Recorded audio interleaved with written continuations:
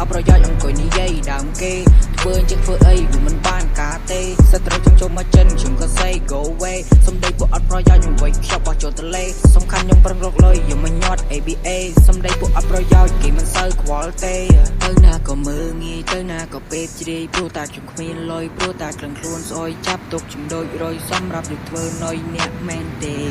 I don't know what to say don't give a fuck what to say go away go away ចង់ដឹងរឿងគេប្រយ័ត្នស៊ី5ថ្ងៃ yeah